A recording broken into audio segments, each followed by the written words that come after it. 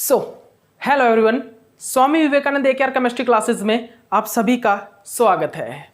चलिए गाइस, अब हम जो आपके सामने आज का टॉपिक डिस्कस करने वाले हैं भाई, एक मिनट रुकिए गाइस, एक मिनट रुक चाहिए बस। तो चलिए अब स्टार्ट करते हैं। देखिए हम आपको पिछले लेक्चर में कंपाउंड न्यूक्लियर रिएक्शन, भाई कंपाउंड न्यूक्लियर रिएक्शन क्या होती है इस तक मैं करवा चुका हूं आपको। डायरेक्ट न्यूक्लियर रिएक्शन के बारे में मैंने आपको थोड़ी बहुत लाइन बता दी थी आपको कि क्या होती है डायरेक्ट न्यूक्लियर रिएक्शन। तो देखिएगा इस अब हम बात करेंगे भाई कंपाउंड न्यूक्लियर रिएक्शन के बाद डायरेक्ट न्यूक्लियर रिएक्शन की, ठीक है ना। तो आप हेडिंग डाल लो ऊपर, सभी स्टूडेंट भाई हेडिंग डाल लो ऊपर, क्या डायरेक्ट न्यूक्लियर रिएक्शन। तो देखिए हमने क्या देखा था कि जो हमारी कंपाउंड न्यूक्लियर रिएक्शन थी उसमें क्या हो रहा था। कंपाउंड न्यूक्लियर रिएक्शन में क्या हो रहा था भाई, कंपाउंड की फॉर्मेशन हो रही थी और ये टाइम टेकन थी, थोड़ा टाइम ले रही थी ज्यादा, ठीक है। किससे? हमारे डायरेक्ट न्यूक्लियर रिएक्शन से ज्यादा टाइम लेंगी, ले भी रही है, ठीक है ना। और यहां पर क्या, यहां पर कंप्लीट न्यूक्लियस के साथ रिएक्शन हो रही है। लेकिन डायरेक्ट न्यूक्लियर रिएक्शन में क्या होता है, सुनिए। अब जो डायरेक्ट न्यूक्लियर रिएक्शन होती है वो लिख लीजिए, आप सभी स्टूडेंट लिख लीजिए। क्या हेडिंग डालनी है भाई आपको यहां पर हेडिंग डालनी है direct nuclear reaction. Direct nuclear reaction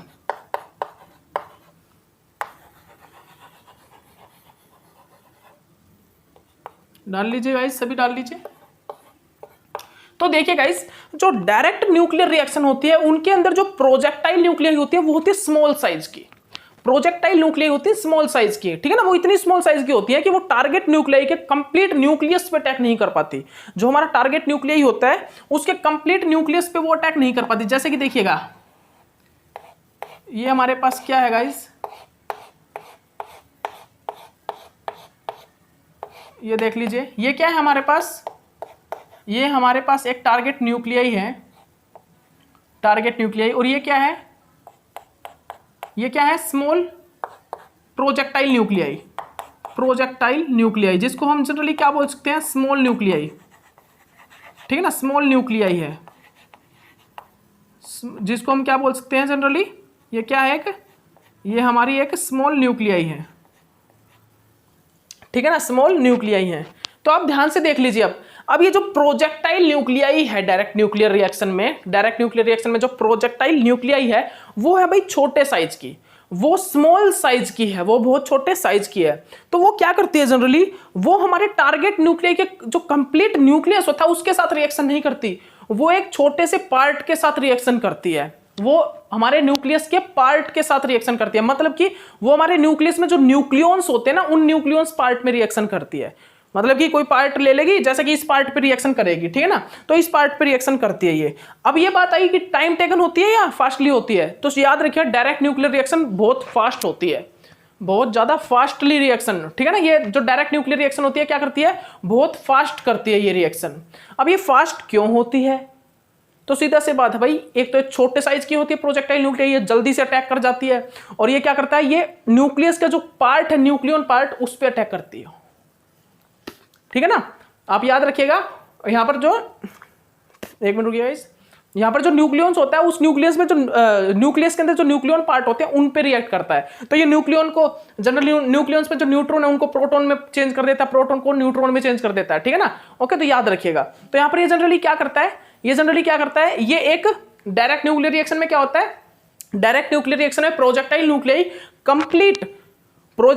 complete nucleus के साथ रिएक्शन ना करके एक पार्ट के साथ रिएक्शन करता है, और उस पार्ट के साथ रिएक्शन करके जनरली क्या करता है, अब जिस पार्ट के साथ रिएक्शन करेगा ना उस पार्ट की एनर्जी को इंक्रीज कर देगा और वहां से पार्टिकल को रिलीज करा देगा, वहां से क्या करेगा, पार्टिकल को बाहर निकाल देगा। तो यहां पर क्या करेगा, जैसे कि देखिए ये पार्ट है भाई,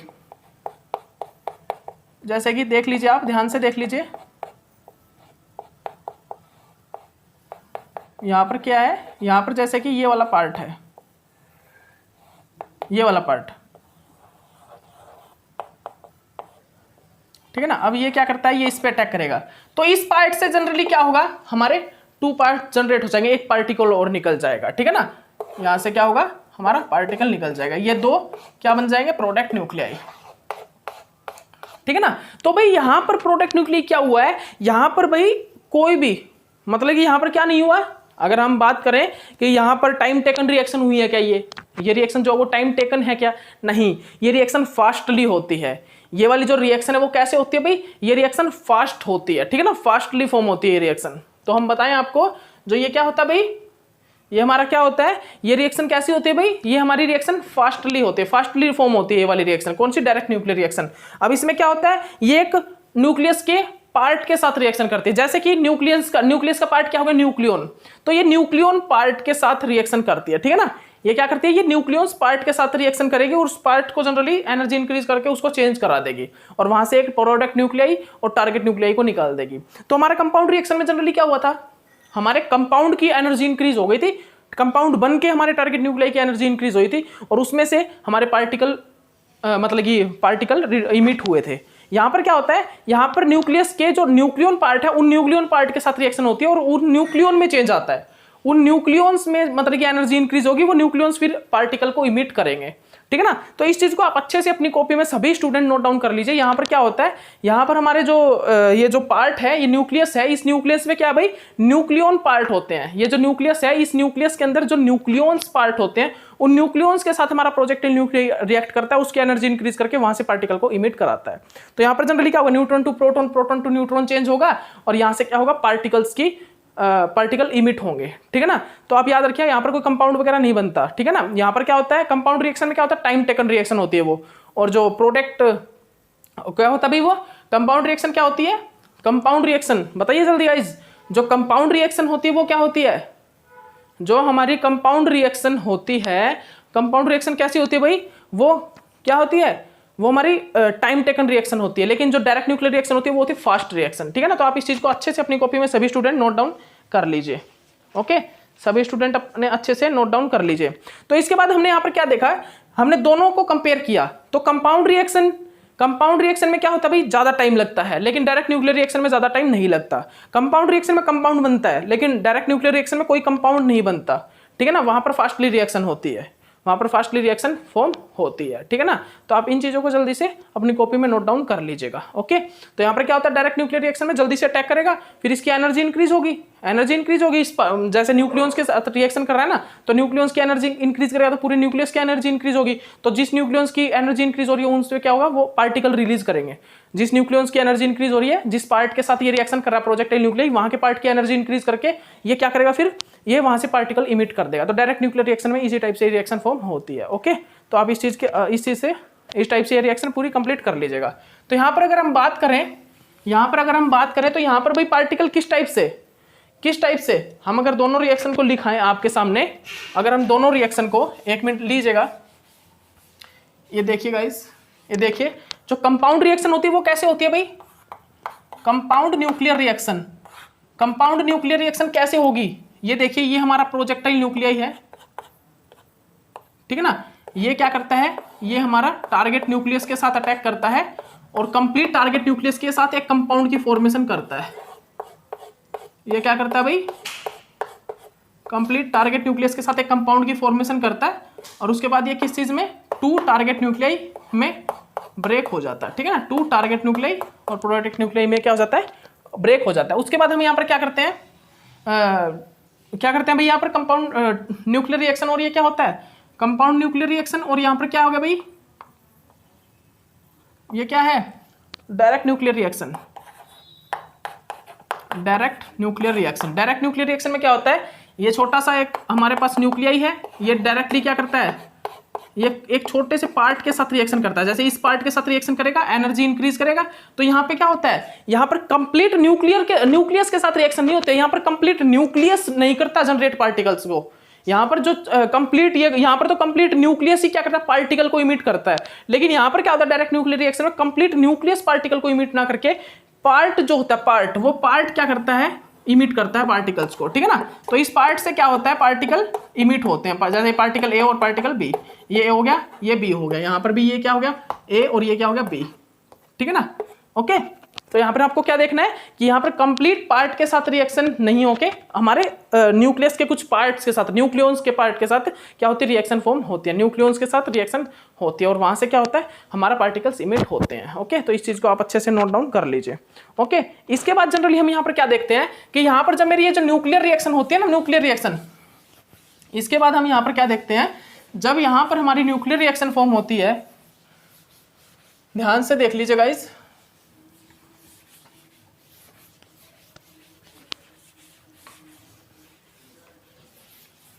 इसके बाद आप ध्यान से देखिएगा, अच्छे से सुनिएगा इस चीज को।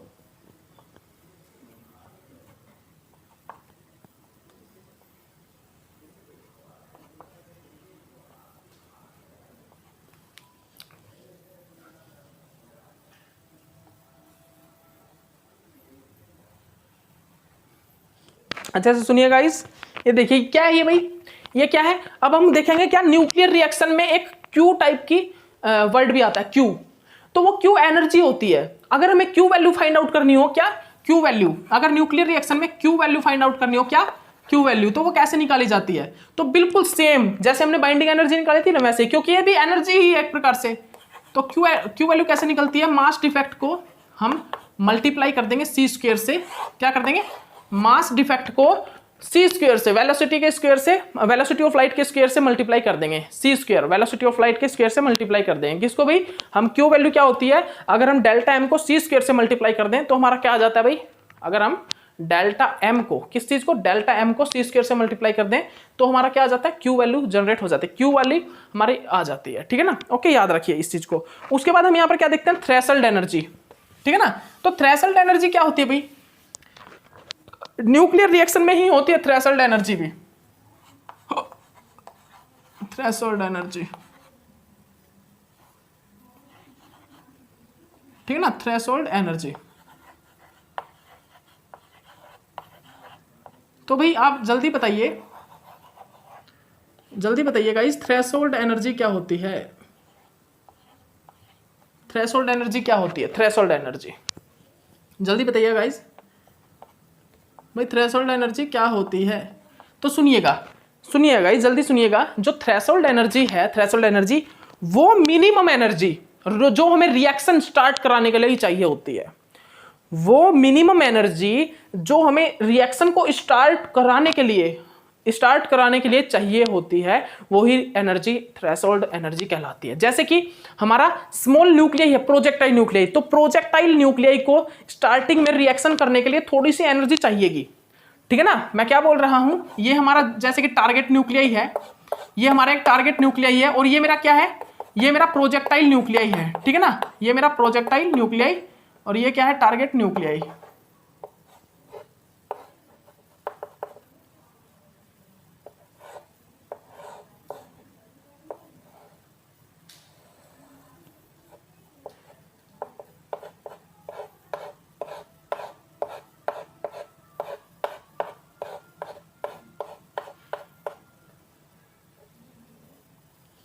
ध्यान से देख लीजिए, तो ये क्या है भाई, तो इसको ध्यान से देख लीजिए, क्या है, प्रोजेक्टाइल न्यूक्लियाई, ये क्या है, टारगेट न्यूक्लियाई, ठीक है ना, टारगेट न्यूक्लियाई। तो हमको यहां पर जनरली क्या देखना है, हमको यहां पर क्या देखना है अभी थ्रेशोल्ड एनर्जी में, वो मिनिमम एनर्जी जो हम प्रोजेक्टाइल न्यूक्लियाई को रिएक्शन करने के लिए देते हैं, ठीक है ना, तो वही थ्रेशोल्ड एनर्जी कहलाती है, वो मिनिमम एनर्जी जो हम प्रोजेक्टाइल न्यूक्लियाई को क्या करेंगे, रिएक्शन करने के लिए देंगे। तो हम ये भी बोल सकते हैं कि वो मिनिमम एनर्जी जो रिएक्शन को स्टार्ट करने के लिए चाहिए होती है। तो रिएक्शन को स्टार्ट कौन कराएगा, प्रोजेक्टाइल न्यूक्लियाई, तो हमको पहले क्या करना होगा, प्रोजेक्टाइल न्यूक्लियाई को थोड़ी सी एनर्जी देनी पड़ेगी, तो वही मिनिमम एनर्जी थ्रेशोल्ड एनर्जी कहलाती है। ओके, इसके बाद हम क्या देखते हैं भाई, थ्रेशोल्ड एनर्जी और क्यू में रिलेशन, क्या देखते हैं, relation between the threshold energy and Q. इसके बाद हम यहां पर जनरली क्या चीज चेक करते हैं, इसके बाद जनरली हम यहां पर क्या चीज चेक करते हैं भाई, थ्रेशोल्ड एनर्जी और क्यू वैल्यू में क्या है, ध्यान से सुन लीजिए आप जो मैं बोल रहा हूं, थ्रेशोल्ड एनर्जी, क्या भाई, थ्रेशोल्ड एनर्जी और क्यू वैल्यू में रिलेशन देखते हैं।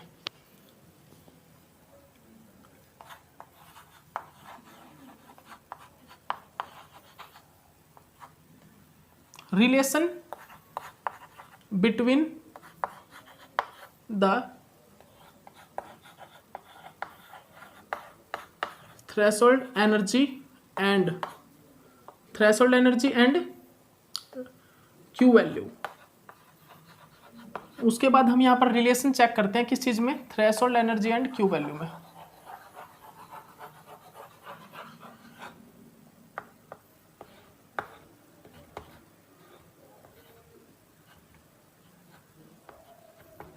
उसके बाद हम यहाँ पर क्या देखते हैं, उसके बाद हम यहाँ पर रिलेशन चेक करते हैं थ्रेशोल्ड एनर्जी और क्यू वैल्यू में, ठीक है ना।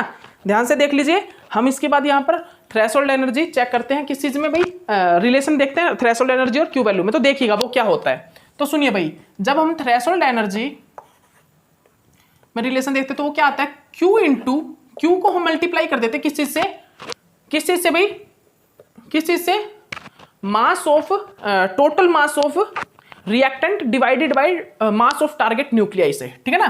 किस चीज से भाई, टोटल मास ऑफ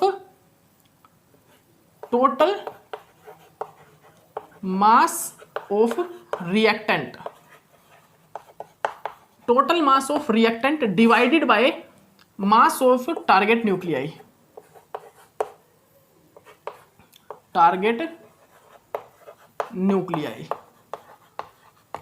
ठीक है ना। तो इस चीज को आप अच्छे से देख लीजिए, अच्छे से अपनी कॉपी में आप सभी स्टूडेंट इसको देख लीजिए। तो हमारा भाई यहाँ पर क्या होता है, थ्रेशोल्ड एनर्जी, ठीक है ना। थ्रेशोल्ड एनर्जी का और क्यू में जब हम रिलेशन फाइंड आउट करते हैं तो वो क्या आता है, threshold energy is equal to Q into total mass of reactant divided by mass of target nucleus, ठीक है ना। Total mass of reactant divided by mass of target nucleus. तो मैं क्या बोल रहा हूं, total mass of reactant divided by mass of the target nucleus. हम जो बोल रहे हैं उसको ध्यान से देख लीजिए, क्या होता है भाई, total mass of reactant divided by mass of target nucleus, total mass of reactant divided by mass of target nucleus, ठीक है ना। Q into total mass of reactant divided by mass of the target nuclei या nucleus, ठीक है ना। Okay, ये होता है। जैसे कि हमने देखिए रिएक्शन देखी, जैसे ये देखिए प्रोजेक्टाइल है, इसने अटैक कराया A92 to 36 पर, और हमारा क्या फॉर्म हुआ भाई, यहाँ पर हमारा बन गया B92 to 37। एक मिनट रुकिए गाइस, 37 और ये B निकल गया, ठीक है ना। तो यहाँ पर क्या होगा भाई, यहाँ पर जो टोटल मास ऑफ रिएक्टेंट क्या है भाई, टोटल मास ऑफ रिएक्टेंट, अब इसको मत करना, टोटल मास ऑफ रिएक्टेंट क्या है हमारा, लिख लीजिए आप, थ्रेशोल्ड एनर्जी निकलेगी Q into total mass of reactant 37 into divided by 236, ठीक है ना। जो टोटल है मास रिएक्टेंट्स का, जो टोटल मास आप देख लेना, यहाँ पर जो सबसे ज्यादा जो मास हो वो देख लेना, और जो सबसे कम उसको डिवाइड कर देना, ठीक है ना। 237 डिवाइडेड बाय 236, ठीक है ना। तो इस चीज को आप अच्छे से कर लीजिए, ठीक है ना। तो यहाँ पर क्या होगा भाई, थ्रेशोल्ड एनर्जी, क्यू वैल्यू तो आप निकाल ही लोगे, क्यू वैल्यू कैसे निकलेगी, डेल्टा एम इंटू सी स्क्वायर से, क्यू वैल्यू कैसे निकलेगी, डेल्टा एम इंटू सी स्क्वायर से, और हमारा उसके बाद टोटल मास ऑफ रिएक्टेंट जो है, सबसे ज्यादा जो मास हो हमारे रिएक्टेंट्स में वो देख लेना, रिएक्टेंट प्रोडक्ट में सबसे ज्यादा जिसका मास हो वो रख देना, डिवाइडेड बाय जो सेकंड नंबर पे जो मास हो वो देख लेना, टोटल मास कर लेना बस, total mass of reactant divided by mass of target nuclei, जो मास है टारगेट न्यूक्लियाई का, और टोटल मास ऑफ रिएक्टेंट, ठीक है ना। जो मास ऑफ टारगेट न्यूक्लियाई ये है, इसका कितना है 236, और टोटल मास ऑफ रिएक्टेंट हम देखे थे 237 है मैक्सिमम, ठीक है ना, 237, और total mass of the target nuclei कितना है 236। तो बस कर देना आप, आ जाएगा आपका थ्रेशोल्ड एनर्जी, ठीक है ना। और हम देखिए अब जो मैं रिप्रेजेंटेशन दिखा रहा हूं इसकी, वो रिप्रेजेंटेशन बहुत मेन है भाई, वो बहुत ज्यादा मेन है, क्योंकि देखिए इस रिप्रेजेंटेशन से आपके सामने क्वेश्चन आएगा। देखिए हम यहाँ पर एक रिएक्शन है, ये इस टाइप से भाई, ठीक है ना। इसको हम कैसे रिप्रेजेंट कर सकते हैं, तो देखिएगा, इसको, इस रिएक्शन को हम रिप्रेजेंट कर सकते हैं इस टाइप से, इस प्रकार, ठीक है ना, इस प्रकार। तो यहां पर क्या है, ए और ए क्या है, ये ए तो हमारा टारगेट न्यूक्लियाई है, और ये ए ये छोटा है क्या हमारा प्रोजेक्टाइल न्यूक्लियाई, और ये क्या है भाई, ये हमारा वो प्रोडक्ट न्यूक्लियाई है जो हमारा इस टारगेट न्यूक्लियाई से निकला है, और बी भी हमारा क्या प्रोडक्ट न्यूक्लियाई, ठीक है ना, प्रोडक्ट न्यूक्लियाई। ओके, तो ये क्या भी, ये बी प्रोडक्ट न्यूक्लियाई, ये भी प्रोडक्ट न्यूक्लियाई, आप बोल सकते हो target nuclei first, target nuclei second, ठीक है ना। और ये क्या प्रोजेक्टाइल न्यूक्लियाई, ये क्या टारगेट न्यूक्लियाई, ठीक है ना। ओके, तो इस चीज को लिख लीजिएगा आप सभी स्टूडेंट। उसके बाद यहाँ पर हम क्या देखते हैं, स्पेसिफिक एक्टिविटी और induced radio activity, specific activity और इंड्यूस्ड रेडियो एक्टिविटी, ठीक है गाइस।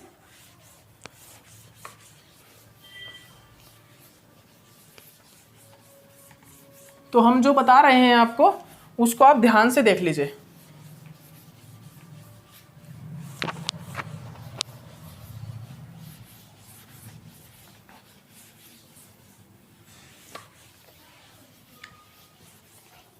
तो जो हम बता रहे हैं आपको भाई उस चीज को आप ध्यान से देखिएगा। क्या कह रहे हैं हम यहाँ पर, स्पेसिफिक एक्टिविटी और इंड्यूस्ड रेडियो एक्टिविटी, ठीक है ना। किस चीज से क्वेश्चन है भाई, अब जो क्वेश्चन आया हमारा वो किसी से, स्पेसिफिक एक्टिविटी और इंड्यूस्ड रेडियो एक्टिविटी से, ठीक है ना। एक मिनट रुकिए गाइस।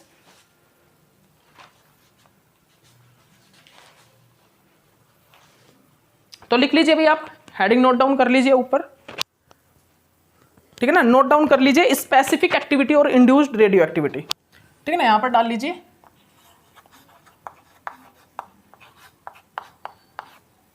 स्पेसिफिक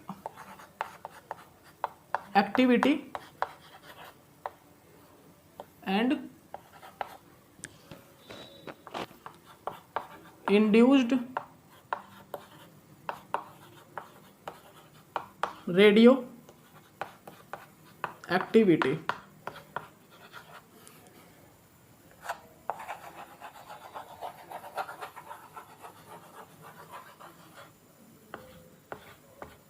ठीक है भाई, ये देख लिया आपने, ये क्या है, स्पेसिफिक एक्टिविटी और इंड्यूस्ड रेडियो एक्टिविटी।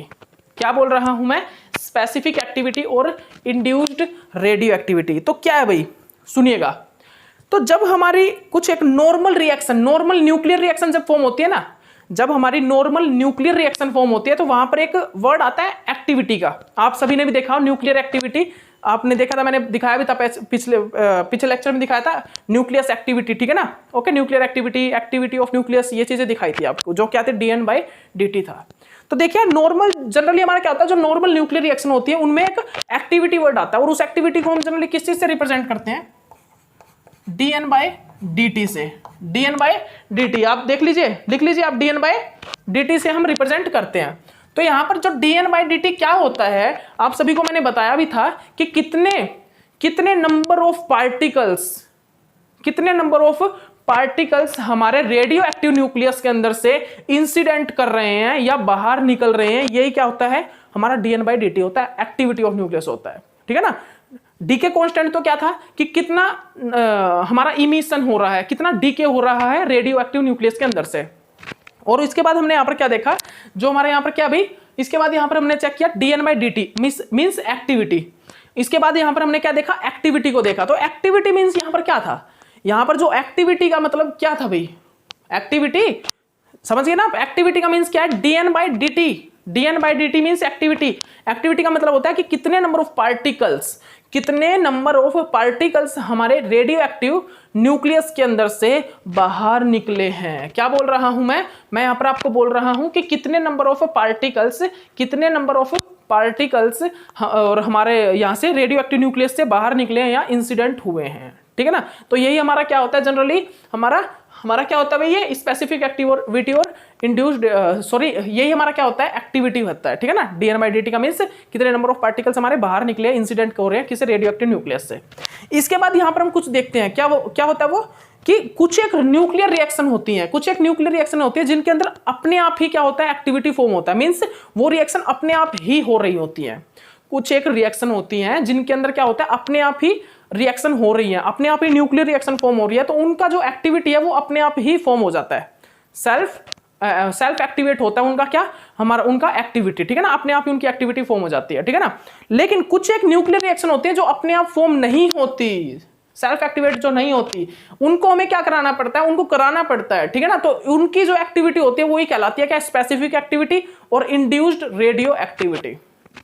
मैं जो आपको बोल रहा हूं उसको आप ध्यान से गौर से समझ लीजिए भाई, उसको आप ध्यान से देख लीजिए, उसको आप ध्यान से देख लीजिए भाई। यहां पर हम क्या बोल रहे हैं, यहां पर हम क्या बोल रहे हैं, इसको आप ध्यान से देख लीजिए। अपनी कॉपी में सभी स्टूडेंट नोट डाउन कर लीजिए, आप सभी स्टूडेंट इस चीज को अपनी कॉपी में नोट डाउन कर लीजिए भाई। मैं जो आपको यहां पर बोल रहा हूं भाई उसको देख लीजिएगा सभी स्टूडेंट।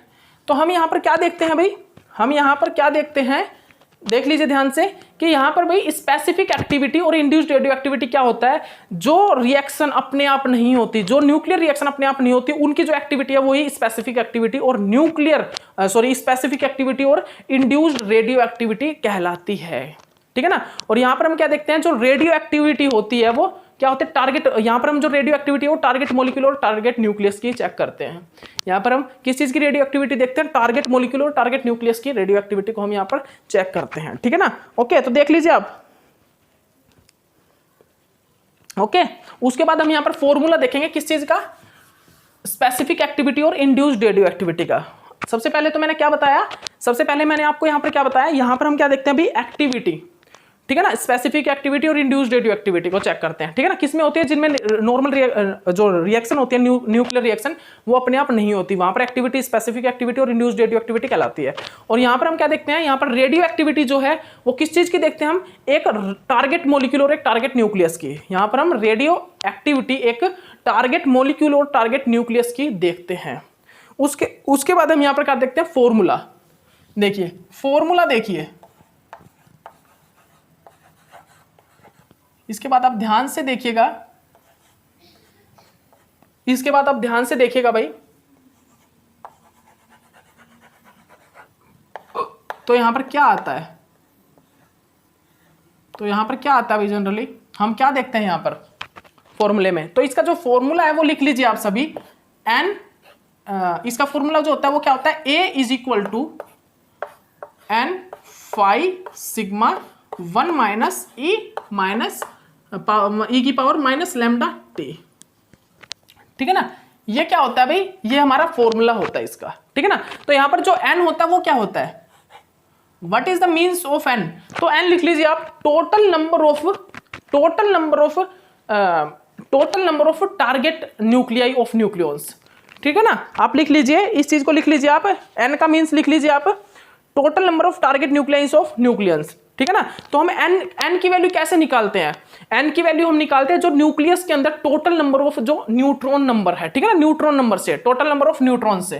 ठीक है ना, तो आप यहां पर देख लीजिए ये क्या होता है भाई, इसका मतलब क्या होता है, इसका मतलब क्या होता है, total number of nuclei of nucleons.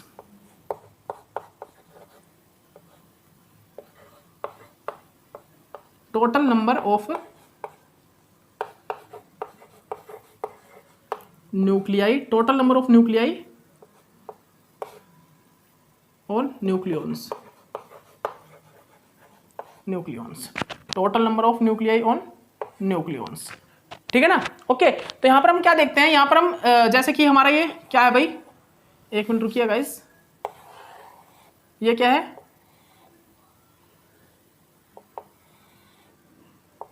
ये क्या है, देख लीजिए ध्यान से, देख लीजिए ध्यान से, ये क्या है, यहां पर भाई ये न्यूक्लियस है, एक न्यूक्लियस।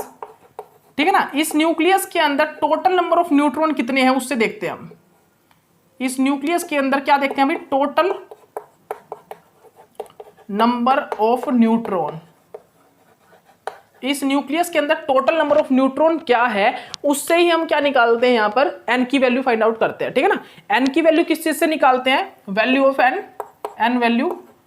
n वैल्यू हम फाइंड आउट करते हैं किस चीज से भाई, टोटल नंबर ऑफ न्यूट्रॉन से। ठीक है ना, टोटल नंबर ऑफ न्यूट्रॉन से हम क्या करते हैं, n की वैल्यू फाइंड आउट करते हैं। ठीक है ना, तो आप इस चीज को अच्छे से अपनी कॉपी में सभी स्टूडेंट नोट डाउन कर लीजिए। ओके गाइस, ठीक है ना, इस चीज को आप अच्छे से अपनी कॉपी में सभी स्टूडेंट नोट डाउन कर लीजिए।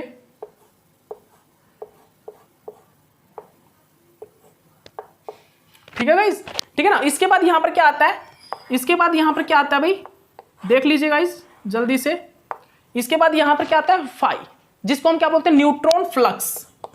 Neutron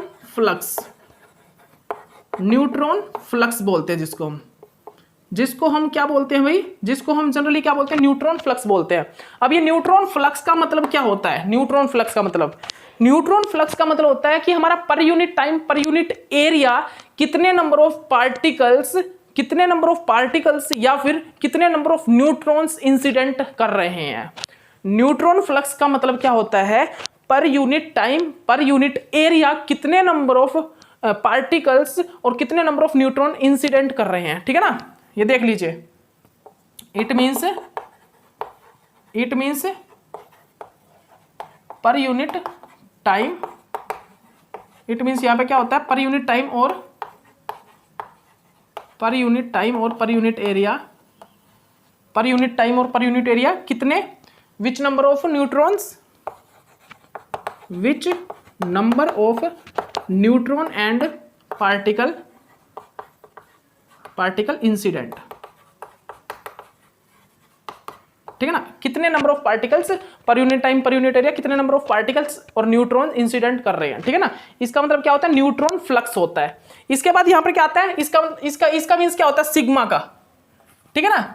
effective cross section area लिख लीजिए आप सभी, क्या होता है भाई इफेक्टिव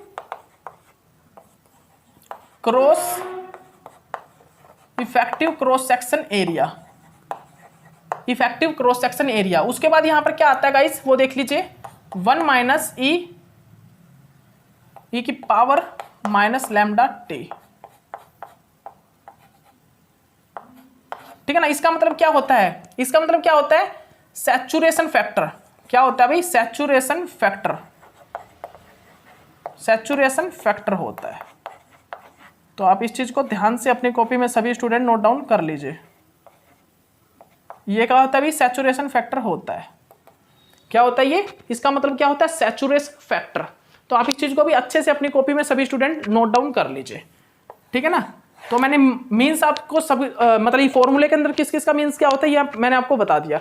तो ये किस चीज का फॉर्मूला होता है स्पेसिफिक एक्टिविटी और हमारा इंड्यूस्ड रेडियो एक्टिविटी का ये फॉर्मूला होता है। ओके ठीक है भाई। तो हम यहाँ पर क्या देखते हैं, अगर हमें यहाँ पर परसेंटेज सैचुरेशन कैलकुलेट करना हो, तो अगर हमको यहाँ पर परसेंटेज सैचुरेशन कैलकुलेट करना है तो कैसे निकालोगे भाई, आपको यहाँ पर सैचुरेशन इफेक्ट को फाइंड आउट करना है तो कैसे निकालोगे। अब यहाँ पर सैचुरेशन इफेक्ट क्या है जनरली देख लीजिए, ये हो जाएगा यहाँ पर क्या सैचुरेशन इफेक्ट, यहाँ पर सैचुरेशन इफेक्ट क्या हो जाएगा भाई, तो आप लिख सकते हो इसको, ये सैचुरेशन इफेक्ट हो जाएगा यहाँ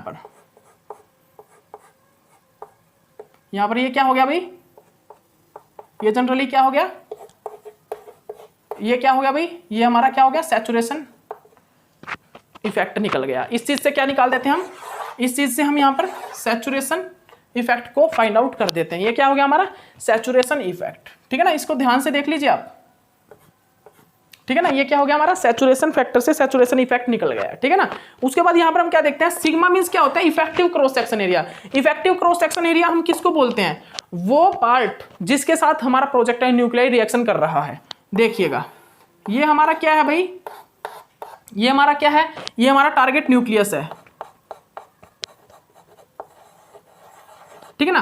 तो अब देखिए यहां पर ये वाला पार्ट है भाई,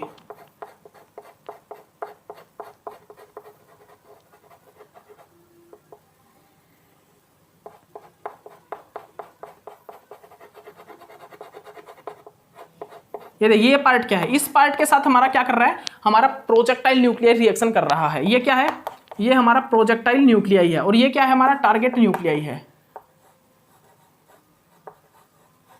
देख लीजिए ध्यान से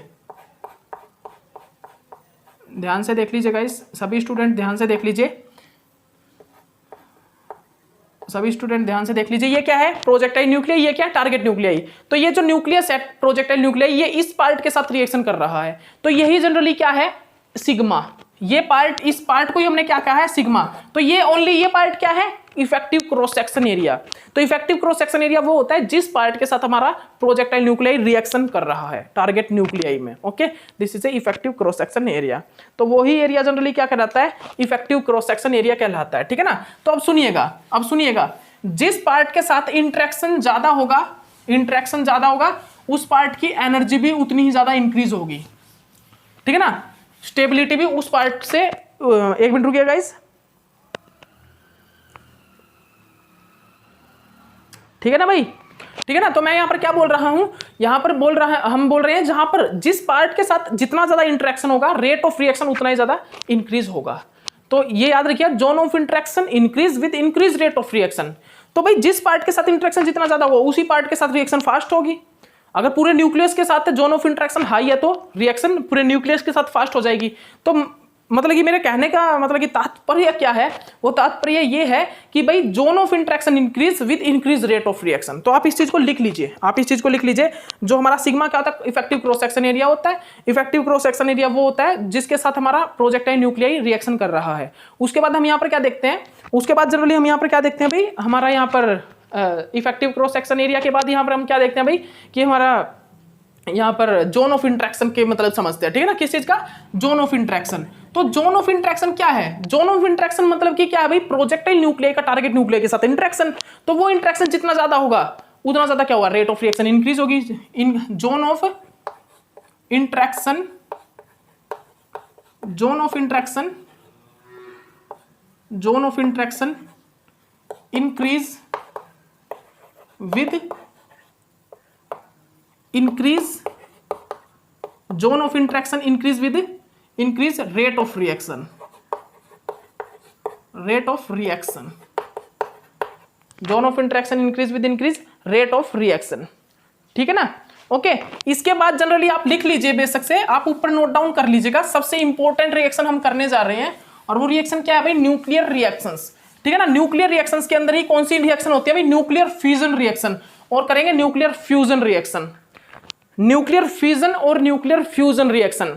तो देखिए गाइस, अभी तक आपने क्या स्टडी किया था, आपने स्टडी किया था भाई न्यूक्लियर, नॉर्मल न्यूक्लियर रिएक्शन, जिसके अंदर क्या हो रहा था, हमारा एक टारगेट न्यूक्लियाई था, एक प्रोजेक्टाइल न्यूक्लियाई था, और दोनों के बीच में क्या हो रहा था, इंटरेक्शन हो रहा था। उसके कारण क्या हो रहा था, हमारा टारगेट न्यूक्लियाई की रिएक्शन, स्टेबिलिटी जो है वो डिक्रीज हो रही थी, एनर्जी इंक्रीज हो रही थी, जिसके कारण वो क्या कर रहा था, स्टेबल होने के लिए वो कुछ पार्टिकल को इमिट करके स्टेबल हो रहा था, कौन, टारगेट न्यूक्लियाई। ये क्या था, हमने नॉर्मल न्यूक्लियर रिएक्शन की, जिनको हम जनरली इंड्यूस्ड न्यूक्लियर रिएक्शन भी बोलते थे।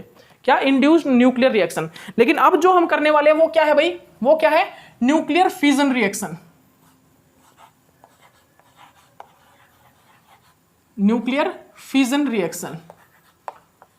दो टाइप की रिएक्शन होती है भाई, एक तो होती है न्यूक्लियर फिजन रिएक्शन, ठीक है ना, और एक होती है न्यूक्लियर फ्यूजन रिएक्शन।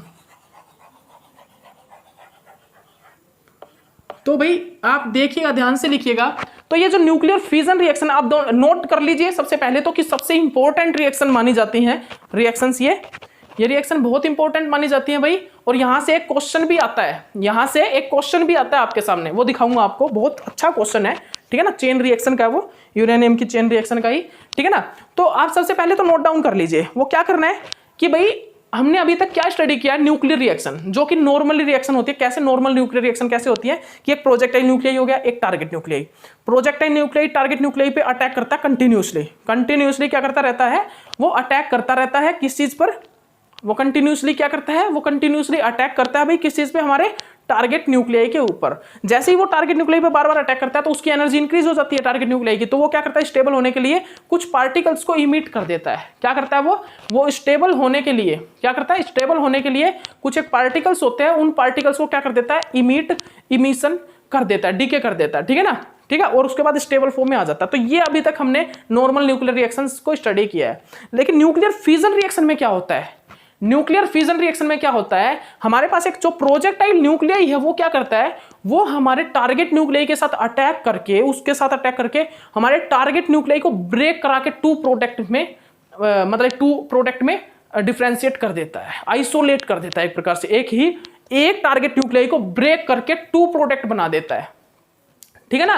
लिख लीजिए, न्यूक्लियर फिजन रिएक्शन में क्या होता है, न्यूक्लियर फिजन रिएक्शन में हमारा जो एक प्रोजेक्टाइल न्यूक्लियाई होता है वो टारगेट न्यूक्लियाई के साथ अटैक करके, रिएक्शन करके उस टारगेट न्यूक्लियाई को दो पार्ट में डिवाइड कर देता है। और क्या करता है भाई, दो पार्ट में डिवाइड करके दो प्रोडक्ट न्यूक्लियाई की फॉर्मेशन करता है, टू प्रोडक्ट न्यूक्लियाई की फॉर्मेशन कर देता है, ठीक है ना। तो आप यहां पे याद रखिए, ठीक है ना। तो यहां पर जनरली क्या होता है, यहां पर जनरली क्या होता है, सुनिएगा। यहां पर ये भाई मेरा एक क्या है, हम इसको एक प्रकार से क्या बोलेंगे, हाईली एनर्जेटिक इलेक्ट्रो, आप हाईली एनर्जेटिक न्यूट्रॉन बोलिए। यहां पर क्या होता है, यहां पर प्रोजेक्टाइल न्यूक्लियाई जो होता है, प्रोजेक्टाइल न्यूक्लियाई वो क्या होता है, हाईली एनर्जेटिक न्यूट्रॉन। यहां पर हमारा हाई एनर्जेटिक जो न्यूट्रॉन होता है वो अटैक करता है हमारे किस चीज पे, हमारे एक अनस्टेबल न्यूक्लियाई पे, अनस्टेबल न्यूक्लियाई पे, ठीक है ना, अनस्टेबल न्यूक्लियाई जो कि क्या होती है, लार्ज, जिसका एटॉमिक मास होता है हाई, ठीक है ना। तो आप लिख लीजिए, हाई एनर्जेटिक तो आप यहां पर लिख लीजिए high energetic neutron, high energetic neutron लिख लीजिए आप इस चीज को।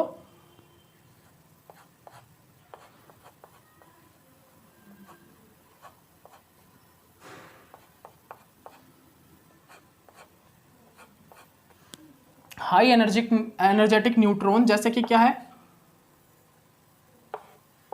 ये देखिए, ये क्या अभी हमारा, ये क्या है हमारा हाईली एनर्जेटिक न्यूट्रॉन है, ठीक है ना। इस हाई एनर्जेटिक न्यूट्रॉन को मैं क्या करता हूं, मैं इसकी रिएक्शन करा देता हूं मेरे एक अनस्टेबल न्यूक्लियाई के साथ। ये मेरा क्या है, अनस्टेबल न्यूक्लियाई, अनस्टेबल न्यूक्लियाई, इसको मैं एक अनस्टेबल न्यूक्लियाई के साथ रिएक्शन करा देता हूं, ठीक है ना। तो ये जो हाईली एनर्जेटिक न्यूट्रॉन होता है वो अनस्टेबल न्यूक्लियाई के साथ रिएक्शन करता है, और उस अनस्टेबल न्यूक्लियाई को, जो कि क्या होता है, highly atomic mass containing nuclei होती है। ये क्या होता है, high atomic mass nuclei, high atomic mass nuclei. और इसमें क्या होता है भाई, इसकी जो बाइंडिंग एनर्जी होती है वो क्या होती है, लो, बाइंडिंग एनर्जी लो, इसकी जो बाइंडिंग एनर्जी होती है वो क्या होती है, लो होती है इस अनस्टेबल न्यूक्लियाई की, ठीक है ना। तो अनस्टेबल न्यूक्लियाई जनरली क्या होते हैं, जिनकी बाइंडिंग एनर्जी कम होती है, जिनके अंदर बाइंडिंग कम होती है न्यूट्रॉन प्रोटॉन के बीच में, और क्या होता है, हाईली एटॉमिक मास होता है जिनका हाई क्या होता है, एटॉमिक मास होता है, ठीक है ना। तो यहां पर क्या होता है, ये हाईली एनर्जेटिक न्यूट्रॉन क्या करता है, इस अनस्टेबल न्यूक्लियाई के साथ, इस हाई एटॉमिक मास वाली न्यूक्लियाई के साथ रिएक्शन करके इसको two medium atomic mass containing nuclei में ब्रेक कर देता है, ठीक है ना। तो इसको ये क्या करता है, इसको ब्रेक करके two medium atomic mass containing nuclei में कन्वर्ट कर देगा।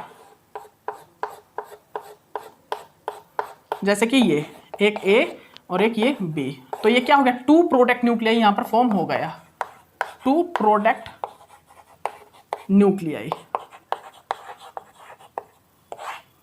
यहां पर हमारा ये क्या बन गया भाई, यहां पर हमारे ये टू प्रोडक्ट न्यूक्लियाई की फॉर्मेशन हो गई है, ठीक है ना। यहां पर हमारे ये टू प्रोडक्ट न्यूक्लियाई की फॉर्मेशन हो गई, ठीक है ना। तो इसको आप ध्यान से और अच्छे से अपनी कॉपी में सभी स्टूडेंट नोट डाउन कर लीजिए, ठीक है ना, सभी अपनी कॉपी में नोट डाउन कर लीजिए। तो हमने यहां पर क्या किया भाई, nuclear fission reaction, nuclear fission reaction में हमने यहां पर क्या देखा कि यहां पर हमारे पास एक हाईली एनर्जेटिक न्यूट्रॉन होता है, हाईली एनर्जेटिक न्यूट्रॉन, ठीक है ना। हाईली एनर्जेटिक न्यूट्रॉन जनरली क्या करता है, वो एक अनस्टेबल न्यूक्लियाई पे, जिसकी बाइंडिंग एनर्जी कम होती है, जिसकी बाइंडिंग एनर्जी क्या होती है, कम होती है, ठीक है ना, ओके। और क्या होता है भाई, जिसका एटॉमिक मास हाई होता है, ठीक है ना, उसको, उसके साथ वो हाईली एनर्जेटिक न्यूट्रॉन रिएक्शन करता है और उस हाईली अनस्टेबल न्यूक्लियाई को टू पार्ट्स में ब्रेक कर देता है, और फिर क्या बना देता है, टू स्टेबल न्यूक्लियस में चेंज कर देता है उनको, क्या, टू स्टेबल न्यूक्लियस में, जिनकी बाइंडिंग एनर्जी हाई होती है। तो इनकी जो बाइंडिंग एनर्जी क्या होती है भाई, high, binding energy high, binding energy यहां पर क्या हो जाती है, इंक्रीज, इसकी भी बाइंडिंग एनर्जी क्या हो जाती है, इंक्रीज हो जाती है, ठीक है ना, बाइंडिंग एनर्जी इंक्रीज। यहां पर भी क्या होता है भाई, यहां पर भी इनकी जो बाइंडिंग एनर्जी होती है वो क्या होती है, इंक्रीज हो जाती है,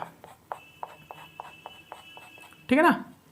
यहां पर भी जनरली क्या होता है, इनकी बाइंडिंग एनर्जी क्या होती है भाई, इंक्रीज हो जाती है, ओके। तो इसको आप अच्छे से अपनी कॉपी में सभी स्टूडेंट नोट डाउन कर लीजिए।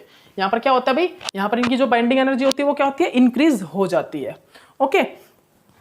दिखाई देगा ना आपको, सही तरह समझ में आ गया ना। तो यही है भाई, यहां पर यही चीज आएगी, ठीक है ना। तो इस चीज को आप अच्छे से अपनी कॉपी में सभी स्टूडेंट नोट डाउन कर लीजिए, सभी स्टूडेंट इसको आप अपनी कॉपी में नोट डाउन कर लीजिए। तो हम इस रिएक्शन में जनरली देखें तो क्या हुआ है भाई, इस रिएक्शन में क्या हुआ है भाई, इस रिएक्शन में क्या हुआ, इस रिएक्शन में हमने क्या देखा, न्यूक्लियर फिजन रिएक्शन में, न्यूक्लियर फिजन रिएक्शन में हमने क्या देखा, जब हमारा अनस्टेबल न्यूक्लियाई थी, अनस्टेबल न्यूक्लियाई, तो उसमें बाइंडिंग एनर्जी क्या थी, कम, लेकिन स्टेबल न्यूक्लियाई में हमने क्या देखा, बाइंडिंग एनर्जी हो गई इंक्रीज। तो हम बाइंडिंग एनर्जी से एक चीज और देख सकते हैं, बाइंडिंग एनर्जी से हम यहां पर एक चीज और देख सकते हैं कि यहां पर बाइंडिंग एनर्जी अगर लो होगी, बाइंडिंग एनर्जी अगर किसी भी न्यूक्लियाई में लो होगी तो वो क्या है, अनस्टेबल न्यूक्लियाई है और वो फास्टली रिएक्शन फॉर्म कर जाएंगे, फास्टली रिएक्शन फॉर्म कर जाएंगे। लेकिन जिनके अंदर बाइंडिंग एनर्जी हाई होगी, स्टेबल होगा, तो वो न्यूक्लियाई जल्दी से रिएक्शन नहीं करते, ठीक है ना।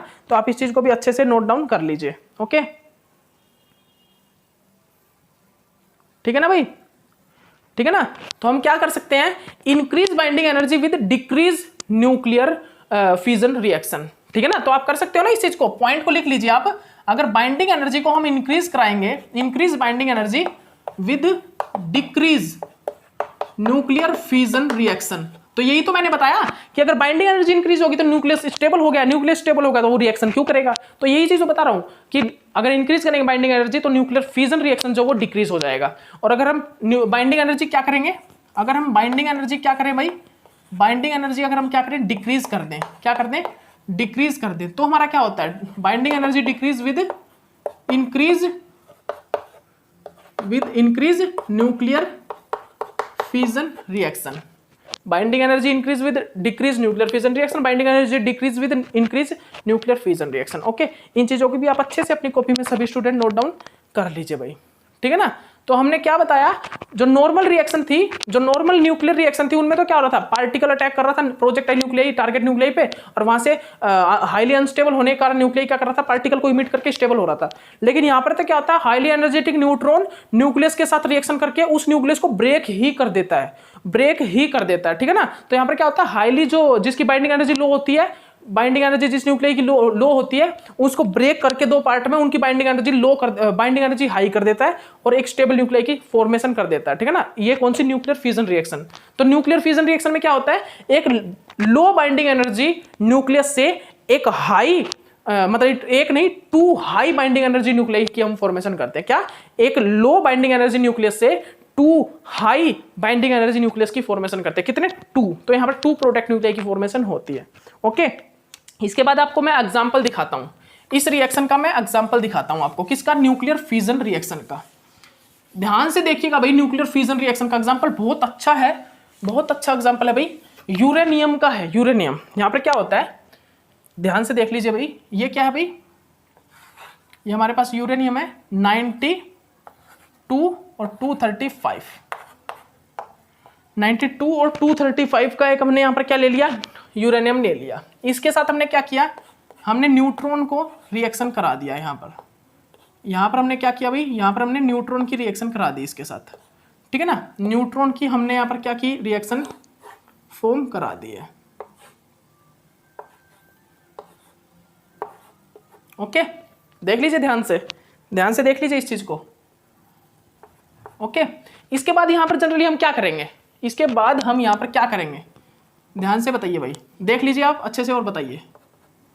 इसके बाद हम यहां पर क्या करते हैं, देखिए यहां पर क्या हुआ, यहां पर एक यूरेनियम है, यूरेनियम, और यूरेनियम को मैं क्या करता हूं, हाईली एनर्जेटिक न्यूट्रॉन से रिएक्शन करता हूं। तो यहां पर क्या होता है, डिफरेंट टाइप की मेरी रिएक्शन निकल के आती है।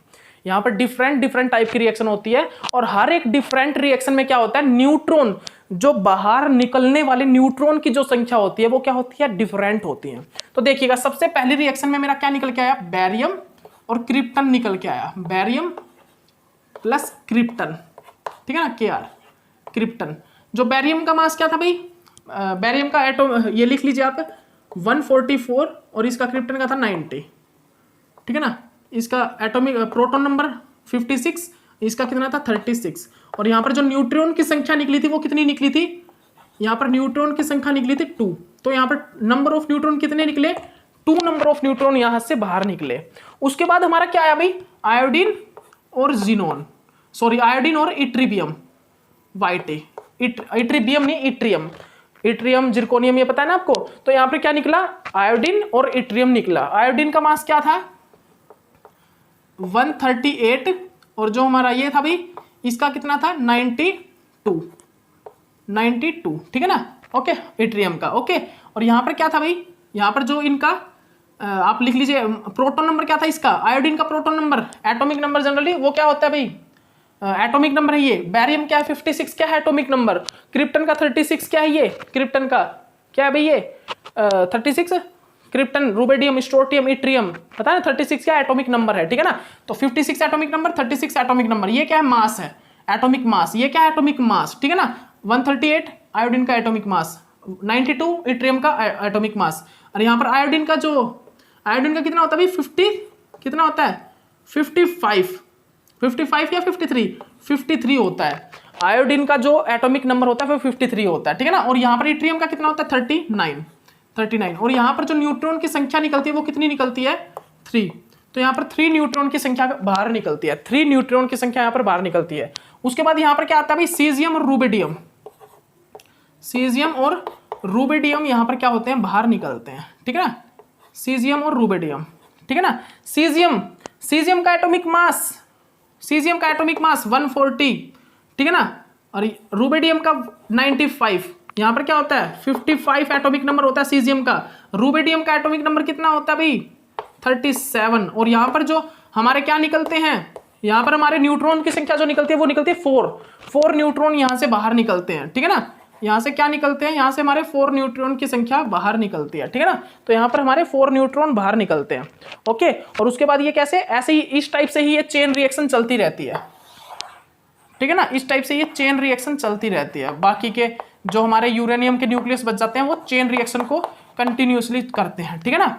ओके, तो याद रखिएगा इसमें क्या होता है, इसमें बाकी के जो न्यूक्लियस बचते हैं ना, तो मैं एक्चुअली में यहाँ पर एक मीन समझिएगा मेरा कि यहाँ पर जो यूरेनियम हमने लिया है, ये यूरेनियम ये हाईली एनर्जेटिक होता है, हाईली एनर्जेटिक होता है। और यहाँ पर जो न्यूट्रॉन की संख्या है वो बहुत ज्यादा होती है, न्यूट्रॉन की संख्या यहाँ पर बहुत ज्यादा होती है, जिसके कारण क्या होता है इसमें भाई, इनमें इतने न्यूट्रॉन निकलने के बाद इनमें क्या होता है डिफरेंट टाइप की रिएक्शन होती है, हाईली एनर्जेटिक और हाईली न्यूट्रॉन कंटेनिंग जो यूरेनियम होता है वो डिफरेंट टाइप की रिएक्शन देता है। क्या देता है, डिफरेंट टाइप की हमें रिएक्शन देता है, ठीक है ना। और उसके बाद हमें यहाँ पर क्या पता लगता है कि इसमें जो बाकी के न्यूक्लियस बचते हैं यूरेनियम के, वो क्या करते हैं चेन रिएक्शन में यूज हो जाते हैं, वो क्या करते हैं चेन रिएक्शन फॉर्म कर लेते हैं, वो क्या करते हैं एक चेन रिएक्शन को फॉर्म करा देते हैं जो बाकी के न्यूक्लियस बचते हैं हमारे, ओके। तो यहाँ पर हम क्या देखते हैं, अगर हम उस चेन रिएक्शन को अच्छे से कंट्रोल करके कराएं, इस हम न्यूक्लियर फ्यूजन रिएक्शन में जो ये चेन रिएक्शन हो रही है यूरेनियम के साथ, अगर उसको हम अच्छे से कंट्रोल करके कराएं तो इसमें जो एनर्जी बनती है, इसके अंदर जो हमारी एनर्जी फॉर्म होती है, उस एनर्जी का हम अदर वे में बहुत ज्यादा यूज कर सकते हैं, अदर वे में हम उसका बहुत ज्यादा यूज कर सकते हैं, ठीक है ना। ओके, तो याद रखिएगा।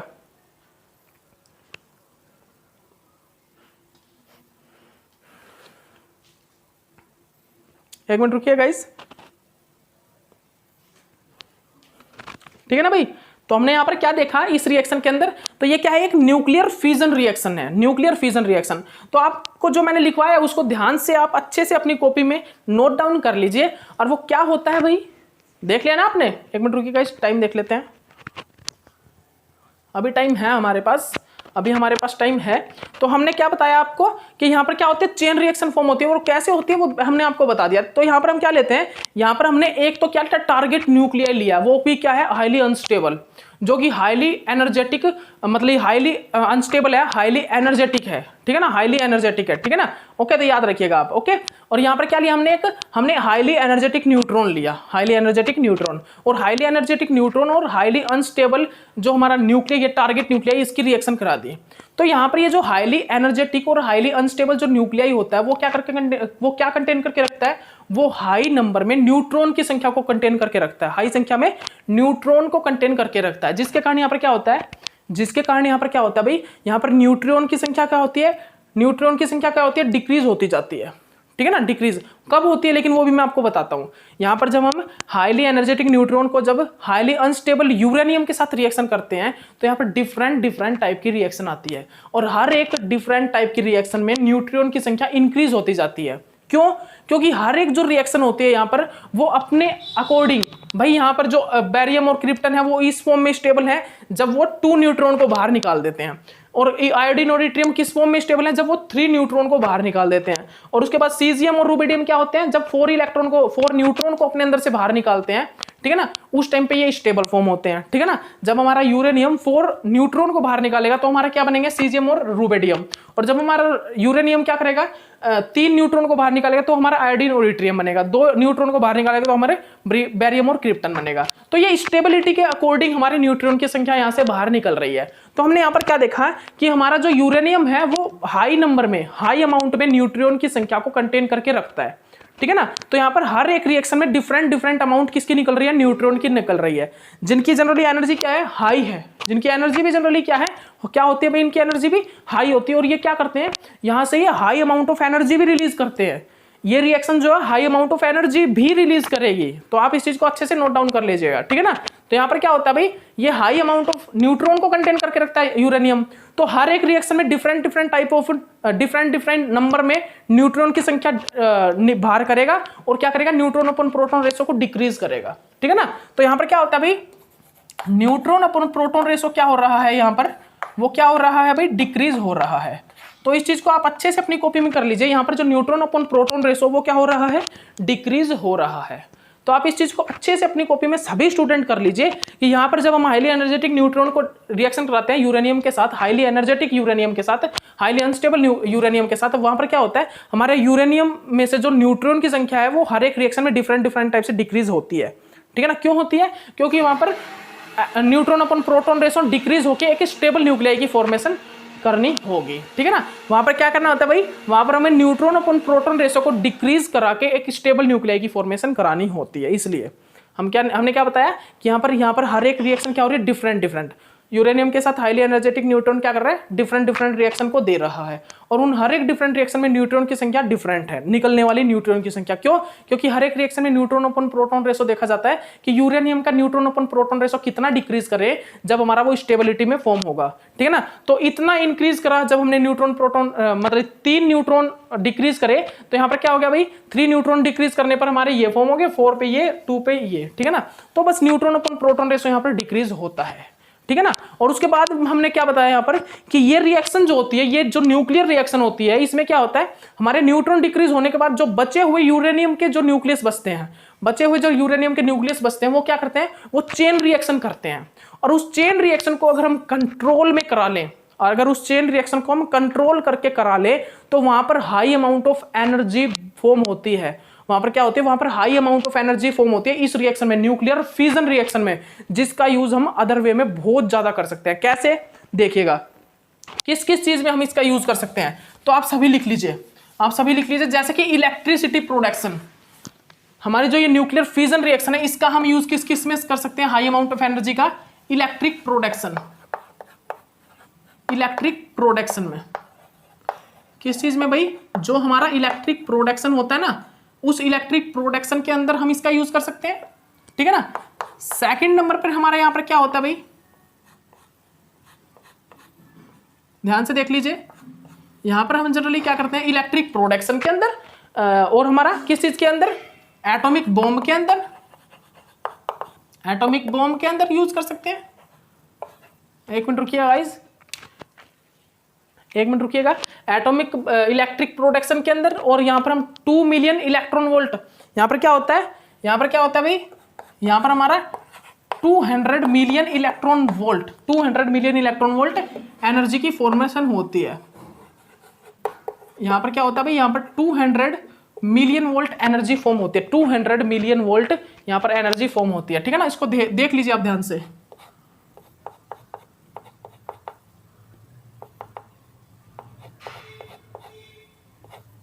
यहां पर क्या होता है भाई, 200 मिलियन वोल्ट एनर्जी यहां पर फॉर्म होती है। ठीक है ना, तो इस चीज को भी आप अच्छे से अपनी कॉपी में सभी स्टूडेंट नोट डाउन कर लीजिए। यहां पर क्या होता है, 200 मिलियन वोल्ट यहां पर एनर्जी फॉर्म होती है, जिस एनर्जी का हम यूज बहुत मैक्सिमम अमाउंट में, जिस एनर्जी का हम यूज कर सकते हैं। ओके, फोर्थ नंबर पे यहां पर क्या होता है, फोर्थ नंबर पे हम यहां पर क्या देखते हैं, यहां पर हम हाईली अनस्टेबल न्यूक्लियाई की जो binding energy, low binding energy को हम क्या करते हैं, low binding energy nuclei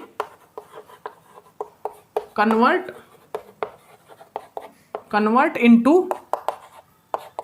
high binding energy nuclei. यहां पर हम क्या देखते हैं, जो हमारा लो बाइंडिंग एनर्जी न्यूक्लियाई को हम कन्वर्ट करते हैं किस चीज में, हाई बाइंडिंग एनर्जी न्यूक्लियाई में। ठीक है ना, ओके, तो इस चीज को भी आप अच्छे से अपनी कॉपी में सभी स्टूडेंट नोट डाउन कर लीजिए। ओके, सभी देख लीजिए भाई। ठीक है ना, तो हमने क्या बताया, अगर हम यहाँ पर जो ये न्यूक्लियर रिएक्शन में जो ये चेन रिएक्शन होती है, न्यूक्लियर फिजन रिएक्शन में, सॉरी, यहाँ पर जो न्यूक्लियर फिजन रिएक्शन के अंदर जो चेन रिएक्शन होती है, अगर उस चेन रिएक्शन को हम कंट्रोल करके कराएं, तो यहाँ पर एनर्जी फॉर्म होती है बहुत ज्यादा अमाउंट में। यहाँ पर एनर्जी फॉर्म होती है कितनी, बहुत ज्यादा अमाउंट में, कितनी, 200 मिलियन इलेक्ट्रॉन वोल्ट। तो उस 200 मिलियन इलेक्ट्रॉन वोल्ट एनर्जी का हम बहुत ज्यादा यूज कर सकते हैं। ठीक है ना, तो यहाँ पर जैसे कि electricity production, atomic bomb, 200 million electron volt energy form होता है, और यहाँ पर हम लो बाइंडिंग एनर्जी न्यूक्लियाई को हम कन्वर्ट करते हैं यहाँ पर क्या, इस चेन रिएक्शन से हाई बाइंडिंग एनर्जी न्यूक्लियाई में। समझ में आ गया ना आपको, हम यहाँ पर क्या करते हैं, लो बाइंडिंग एनर्जी न्यूक्लियाई को हाई बाइंडिंग एनर्जी न्यूक्लियाई में हम यहाँ पर ही क्या करते हैं, कन्वर्ट करते हैं। किससे, न्यूक्लियर फिजन रिएक्शन से। ठीक है ना, किस चीज से भाई, हम यहाँ पर कन्वर्ट करते हैं किस चीज से, न्यूक्लियर फिजन रिएक्शन में। तो हमने यहाँ पर क्या देखा, हमने यहाँ पर देखा भाई, हम एक हाई एटॉमिक मास नंबर से, मतलब कि लार्जर न्यूक्लियाई से स्मॉल न्यूक्लियाई की फॉर्म कर रहे हैं। ठीक है ना, तो हमने न्यूक्लियर फिजन रिएक्शन के अंदर क्या देखा, लार्ज न्यूक्लियाई कन्वर्ट कर रहे हैं किस चीज में, स्मॉल न्यूक्लियाई में। Large nuclei is converted into small nuclei. तो हम यहाँ पर क्या देखते हैं भाई, यहाँ पर जो हमारा लार्ज न्यूक्लियाई है उसको हम स्मॉल न्यूक्लियाई के अंदर कन्वर्ट कर रहे हैं, लार्ज न्यूक्लियाई को स्मॉल न्यूक्लियाई में कन्वर्ट कर रहे हैं। ओके, तो चलिए गाइज टाइम हो चुका है, नेक्स्ट लेक्चर में मिलते हैं। ओके, इस लेक्चर के लिए इतना ही काफी। Okay, bye.